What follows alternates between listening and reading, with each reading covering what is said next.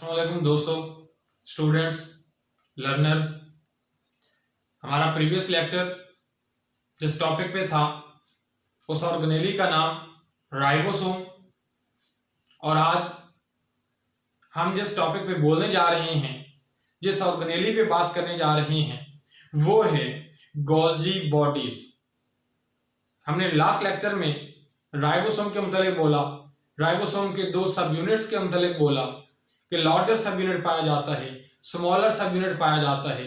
दोनों units magnesium ion के जरिए अटैच्ड होते हैं या सार्ट्स बॉन्ड्स के जरिए दोनों एक दूसरे के साथ अटैच होते हैं।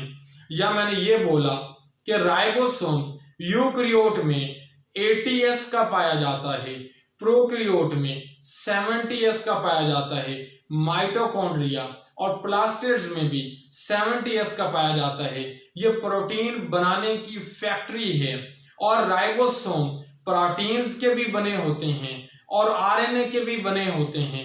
ये जब राइबोसोम ज्यादा तादाद में राइबोसोम ज्यादा तादाद में ये अटैच हों आरएनए के साथ, तो इन्हें पॉलीसोम कहा जाता है। बहरहाल आज का हमारा लेक्चर जो है वो गोल्जी बॉडीज पे है। तो दोस्तों, इससे पहले कि मैं अपना लेक्चर स्टार्ट करूं, जो दोस्त नए आए हैं मेरे चैनल पे वो काइंडली इसको सब्सक्राइब करें, बेल आइकन को प्रेस करें, और अगर मेरा लेक्चर पसंद आए तो जरूर इस वीडियो को लाइक करें और शेयर भी करें। तो हमारा जो टॉपिक है वो क्या है, गोल्जी बॉडी। तो स्टूडेंट्स, दोस्तों, कि ये गोल्जी बॉडी ये पहली वो ऑर्गेनेली थी, ये पहली वो सेल की ऑर्गेनेली थी जिसे डिटेल्ड और ब्रीफली इसे स्टडी भी किया गया और इसको बयान भी किया गया। क्या मैंने कहा, ये वो पहली ऑर्गेनेली है सेल की जिसे ब्रीफली स्टडी भी किया गया और इसको डिस्क्राइब भी किया गया। किसको? गोल्जी बॉडीज को।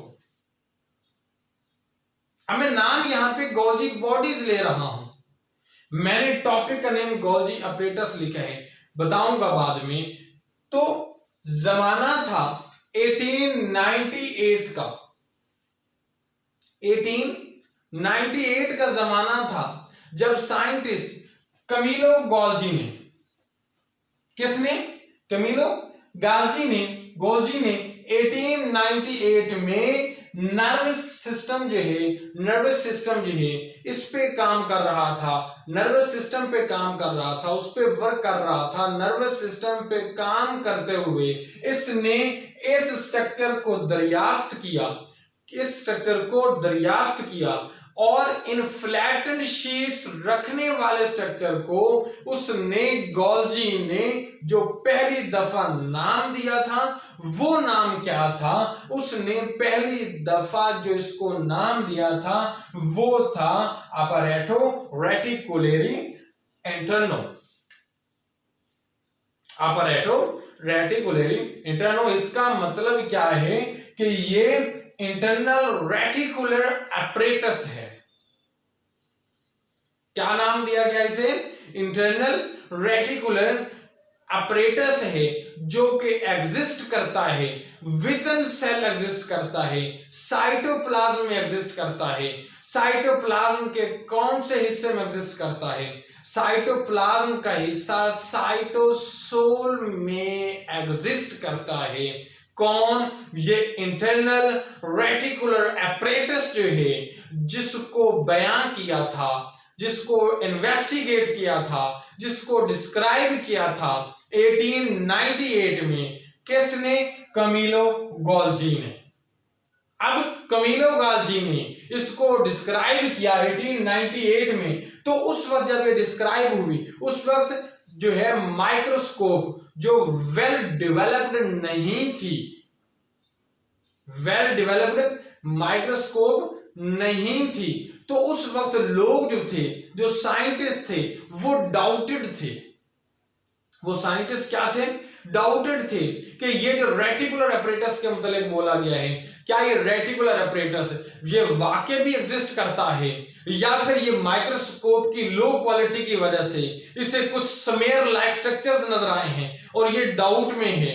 ये हो सकता है ये वो अपरेटस ना हो और ये जो है वो सही इसको बयान ना कर पाया हो, लेकिन जैसे माइक्रोस्कोप जो है वो वेल क्वालिटी माइक्रोस्कोप जो है वो इस्टेब्लिश्ड हुई तो इसकी तस्दीक पे और ज्यादा जो है वो मोर सख्त हो गई।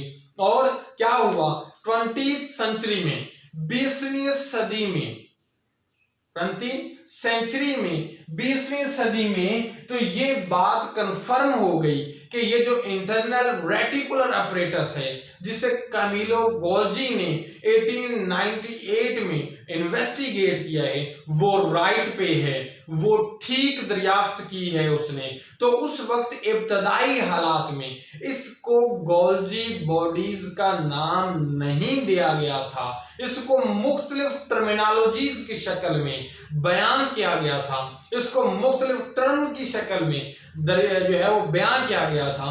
कौन सी टर्मिनोलॉजीज की शक्ल में, कौन सी टर्म्स की शक्ल में इसको बयान किया गया, तो कुछ टर्मिनोलॉजीज यहां पे मैं बयान करता हूं। कौन सी? पहली जो है वो इसे Golgi हॉर्नग्रेन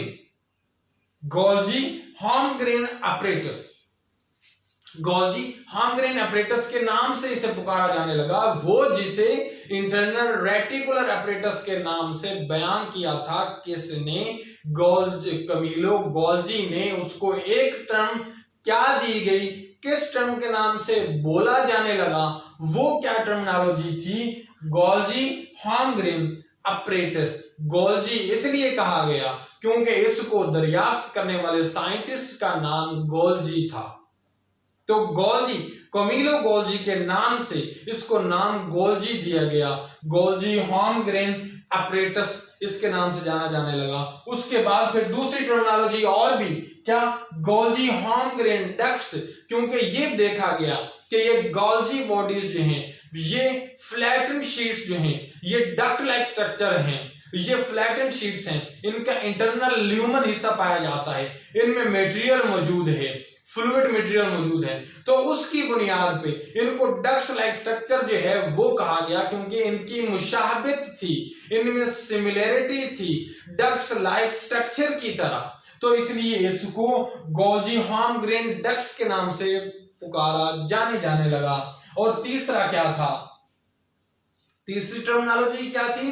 Golgi cost apparatus, Golgi cost apparatus के नाम से जाना जाने लगा।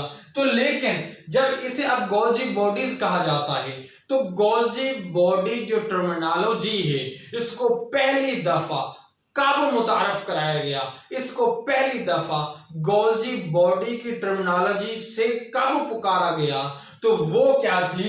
1910 में, 1910 में इसको पहली दफा टर्मिनोलॉजी गोल्जी बॉडीज का इस्तेमाल किया गया। पहली दफा टर्मिनोलॉजी गोल्जी बॉडीज का इस्तेमाल किया गया और फिर इस गोल्जी बॉडी की टर्मिनोलॉजी को 1913 में 1930 में साइंटिफिकली लिटरेचर जो है उसमें इसको पब्लिश करवाया गया। मतलब ये कि इस टर्म को, गोल्जी बॉडी को, इस टर्मिनोलॉजी को बाकायदा तौर पर साइंटिफिक जर्नल में, साइंटिफिक लिटरेचर में जो है वो इसे जो है वो ब्रीफ किया गया और सबके सामने लाया गया इस टर्मिनोलॉजी को। उसके बाद 1956 में 1956 में क्या हुआ? इसी गोल्जी बॉडी को नई टर्मिनोलॉजी का नाम दिया गया और उसको क्या कहा गया? Golgi apparatus. इसको 1956 में गोल्जी अपरेटस के नाम से पुकारा जाने लगा। 1910 में गोल्जी बॉडी को टर्मिनोलॉजी को मुतारफ कराया गया, 1930 में एक साइंटिफिक लिटरेचर में इसका नाम लिया गया और 1956 में इसको गोल्जी अपरेटस के नाम से पुकारा जाने लगा। तो अब ये गोल्जी अपरेटस जो है गोल्जी बॉडीज जो हैं ये फ्लैटेंड शीट्स पर मुश्तमिल हैं। ये मैंने बनाई है फ्लैटेंड शीट्स और इनको मैंने कलर्ड भी कर दिया है। ये फ्लैटेंड शीट्स जो हैं उन पर मुश्तमिल है और ये इंटरकनेक्टेड है। मैं स्ट्रक्चर बताने जा रहा हूं, गोल्जी अपरेटस का स्ट्रक्चर बताने जा रहा हूं। क्या है? ये फ्लैटेंड शीट्स हैं, चपटी शीट्स हैं, चपटी डक्ट्स हैं, फ्लैटेंड डक्ट्स हैं जो कि इंटरकनेक्टेड हैं और एक दूसरे के ऊपर ये स्टैक की शक्ल में मौजूद हैं। क्या है? ये गोल्जी डक्ट्स जो हैं, ये गोल्जी शीट्स जो हैं, ये गोल्जी जो है फ्लैटेंड शीट्स जो हैं, ये एक दूसरे के ऊपर यूं मौजूद हैं, जो है वो एक दूसरे के ऊपर ढेर की शक्ल में मौजूद हैं। और ये शीट्स जो हैं जिनको ये मैंने कलर्ड शेप में जाहिर किया है, आप देख सकते हैं व्हाइट बोर्ड पे कि इनको मैंने कलर्ड किया हुआ है। और यहाँ पे देखें कि मैंने इनके दरमियान इंटरकनेक्टेड कनेक्शन भी बनाया है कि ये शीट्स जो है वो एक दूसरे के दरमियान एक दूसरे से कनेक्टेड हैं। अब यहाँ पे एक सवाल आप लोगों के जहन में उठेगा कि भाई ये कनेक्टेड क्यों हैं? शीट्स हैं, ये कनेक्टेड क्यों हैं? पहले मैं ये बताना चाहूंगा कि ये इंटरकनेक्टेड शीट्स जो हैं, ये शीट्स जो दूसरे में कनेक्टेड हैं और फ्लैटेंड हैं, ये चपटी शीट्स हैं, ये जो एक दूसरे के ऊपर ढेर की शक्ल में पड़ी हुई हैं। इन शीट्स को क्या कहा जाता है? इन शीट्स को सिस्टर्नी कहा जाता है। इनको सिस्टर्नी कहा जाता है इन शीट्स को, जो कि फ्लैटेंड शीट्स हैं, एक दूसरे के ऊपर पड़ी हुई हैं और इंटरकनेक्टेड हैं। अब ये इंटरकनेक्टेड क्यों हैं? क्योंकि जो मटेरियल इनमें आता है, इनके पास आता है, वो मटेरियल जो वेजिकल इनके पास आती है, जो वेजिकल दूसरी इनके पास आती है, इनकमिंग वेजिकल है, उसमें जो मटेरियल है वो मटेरियल इसमें दाखिल होता है और दाखिल होने के बाद वो मूव करता है। यहाँ पे वो ट्रांसपोर्ट होता है मटेरियल, यहां से दाखिल हुआ। अगर ये इनकमिंग वेजिकल है, मैंने ब्लू कलर में शो की है, आप देख सकते हैं कि ये ब्लू कलर की इनकमिंग वेजिकल आई और इसने मटेरियल अंदर दाखिल किया और ये मटेरियल इन रास्तों से होता हुआ ये इसमें ट्रांसपोर्ट करता है। अब इस गोल्जी बॉडीज में चूंकि ये इंटरकनेक्टेड है, इसीलिए इन रास्तों के जरिए वो मटेरियल ट्रांसपोर्ट करता है। लेकिन ये जो मटेरियल ट्रांसपोर्ट करता है ये वेजिकल्स के जरिए आता है और वो इनकमिंग वेजिकल्स जो हैं वो इसके एक फेस पे, एक साइड पे आके अटैच होती हैं, जिसे सिस फेस के नाम से जाना जाता है। ये मैंने लिखा है, इस हिस्से को, ये जहां पे इनकमिंग वेजिकल आ रही है, इसको सिस फेस कहते हैं और सिस फेस को दूसरा नाम फॉर्मिंग फेस भी कहते हैं। इसे हम क्या कहते हैं? सिस फेस को दूसरा नाम जो है वो हम फॉर्मिंग फेस कहते हैं। फॉर्मिंग फेस क्यों कहते हैं? ये कनकेव लाइक स्ट्रक्चर जो है, ये कनकेव लाइक हिस्सा जो है इसका, उसे क्या कहते हैं? फॉर्मिंग फेस कहते हैं। फॉर्मिंग फेस क्यों कहते हैं? क्योंकि जो भी वेजिकल आती है, जो भी मटेरियल आता है, वो चाहे एंडोप्लाज्मिक रेटिकुलम की तरफ से है या कहीं से भी आए, वो मटेरियल जो वेजिकल आती है उसका मटेरियल, वो वेजिकल यहाँ पे आके अटैच होती है। यहां पे आके अटैच होने के बाद, सिस फेस पे आके अटैच होने के बाद, वो सिस फेस पे अटैच होने के बाद यहां पे अटैच होती है और अपना मटेरियल जो है वो ट्रांसफर कर देती है।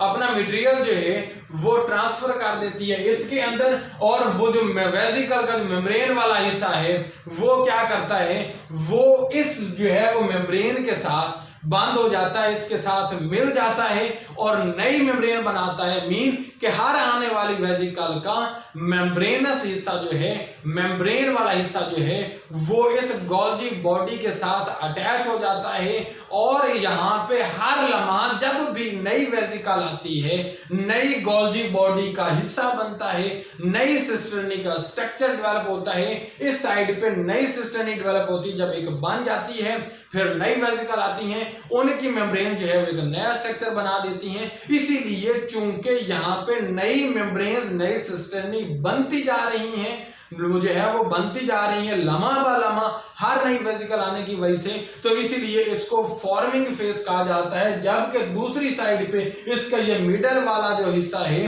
उसको मिड जो है वो इसको फेज कहा जाता है, मिड फेज कहा जाता है। इस मिड फेज के दौरान जो मटेरियल पास आउट हो रहा होता है उस मटेरियल को क्या किया जाता है, मजीद उसकी प्रोसेसिंग की जाती है, उसको मजीद प्रोसेस किया जाता है और वो मटेरियल जब इस हिस्से पे आता है आखिरी फेज पे जो कन्वेक्स फेज है, कन्वेक्स शेप का फेज है, इस कन्वेक्स शेप के फेज में वो एक वेसिकल में इकट्ठा होता है और उस वेसिकल में मैच्योर होता है और मैच्योर होने के बाद उस वेसिकल को निकाल दिया जाता है। और जब उस वेसिकल को निकाल दिया जाता है तो ये वेसिकल जो बनती है ये गोल्जी अपरेटस की मेम्ब्रेन से बनती है और उस मेम्ब्रेन में वो क्या करता है, वो उसके गिर्द बन जाती है और उसके गिर्द बनने की वजह से वो वेसिकल मैच्योर होके अलग हो जाती है और यहाँ पे वो जो भी इसमें मटेरियल होता है वो मैच्योर हो जाता है। लेकिन यहाँ पे ये जो वेसिकल बनती है ये एक्सोसाइटोसिस के थ्रू बनती है। जो यहाँ पे मेम्ब्रेन इंटर होती है वो एंडोसाइटोसिस के थ्रू होती है। तो एक्सोसाइटोसिस के थ्रू जब वेसिकल अलग होती है तो मेम्ब्रेन का हिस्सा जो है वो कट जाता है, अलग हो जाता है। जब मेम्ब्रेन का हिस्सा कट के अलग हो जाता है तो यहाँ पे इसलिए यहाँ पे कोई मेम्ब्रेन नहीं बनती, कोई सिस्टर्नी नहीं बनती, इसलिए इसको मैच्योरिंग फेज कहा जाता है। इसका दूसरा नाम जो है ट्रांस फेज है और ये जो वेसिकल यहाँ से अलग होती है इस वेसिकल को यहाँ पे अलग करने के बाद ये प्राइमरी लाइसोसोम भी बनाती है, ये प्राइमरी पैरोक्सिसोम भी बनाती है, ये प्राइमरी ग्लाइक्सिसोम भी बनाती है। ये मैच्योर वेसिकल जो है ये प्राइमरी ऑर्गेनेलिज बनाती है जो कि सेल में मौजूद है। अब ये था जनाब इसका स्ट्रक्चर जो है वो गोल्जी बॉडी का, गोल्जी अपरेटस का। अब हम बात करने जा रहे हैं कि ये गोल्जी अपरेटस का जो फंक्शन क्या है। मैंने यहाँ पे पहला फंक्शन आपको बताया है कि रफ एंडोप्लाज्मिक रेटिकुलम से जो मटेरियल आता है वो सिस फेज पे आता है, गोल्जी फेज पे, फिर वहां से वो मीडियम फेज पे होता हुआ ट्रांस गोल्जी की तरफ आता है, ट्रांस फेज पे आता है, फिर वहां से सेक्रेटरी जो वेसिकल जो है वो सेक्रीट होती है और सेक्रीट होने के बाद वो पैरोक्सिसोम बनता है, ये लाइसोसोम बनता है, ये ग्लाइक्सोसोम बनता है। दूसरा फंक्शन देखें कि मैंने कहा है कि ये प्रोसेसिंग ऑफ प्रोटीन में इन्वॉल्व है कि वो प्रोटीन जो राइबोसोम से बनता है वो रफ एंडोप्लाज्मिक रेटिकुलम के जरिए ट्रांसपोर्ट होता है और ट्रांसपोर्ट होने के बाद वो क्या होता है, ट्रांसपोर्ट होने के बाद वो मटेरियल आगे जाता है, यहाँ पे प्रोसेस होता है और प्रोसेस होने के बाद वो मैच्योर होके यहाँ पे अलग होता है। तीसरा फंक्शन इसका क्या है, synthesis of glycolipids and polysaccharide. जो कॉन्जुगेटेड मॉलिक्यूल्स हैं मैं उनकी बात कर रहा हूं कि ये कॉन्जुगेटेड मॉलिक्यूल्स को भी बनाने में इन्वॉल्व है। कॉन्जुगेटेड मॉलिक्यूल जो ग्लाइकोलिपिड्स और जो पॉलीसैकेराइड ग्लाइकोप्रोटीन्स वगैरह हैं जो कि सेल मेम्ब्रेन पे मौजूद हैं, कॉन्जुगेटेड मॉलिक्यूल हैं जो सेल मेम्ब्रेन पे सेल सरफेस मार्कर के तौर पे एक्ट करते हैं, ये ग्लाइकोलिपिड्स वगैरह को बनाने में इन्वॉल्व हैं। कौन, गोल्जी बॉडीज इन्वॉल्व है। उसके बाद ये किसमें इन्वॉल्व है, फॉर्मेशन ऑफ एक्रोसोम। एक्रोसोम आपको पता है जो स्पर्मेटोजोआ है, जो स्पर्म है उसके हेड रीजन में जो फ्रंट हिस्सा है, जो वेसिकल है, जो मेम्ब्रेन है, उसे हम क्या कहते हैं, एक्रोसोमल वेसिकल कहते हैं। और उस एक्रोसोमल वेसिकल को एक्रोसोम जो है वो ये बनाती है कौन, गोल्जी अपरेटस बनाती है। उसके बाद ये किसमें इन्वॉल्व है कि ये गोल्जी बॉडीज लार्जर स्ट्रक्चर्स में मौजूद है सेल के अंदर, मगर सम टाइम ये प्लांट्स के अंदर ये ज्यादा स्ट्रक्चर में ये फ्रीली मौजूद हैं, ज्यादा तादाद में मौजूद होते हैं, क्योंकि हम जानते हैं कि गोल्जी बॉडीज का मौजूद होना, ज्यादा तादाद में मौजूद होना, इसका जो है वो लार्जर स्ट्रक्चर में मौजूद होना इस बात की निशानदेही करता है कि बायोसिंथेटिक एक्टिविटीज जो है वो वेल तरीके से हो रही हैं, परफॉर्म की जा रही हैं, क्योंकि उन मटेरियल की जो बनते हैं जो आरईआर के जरिए, रफ एंडोप्लाज्मिक रेटिकुलम के जरिए ट्रांसपोर्ट होते हैं, उनकी प्रोसेसिंग की जाती है, इसके जरिए उनकी मैच्योरेशन की जाती है, इनके जरिए।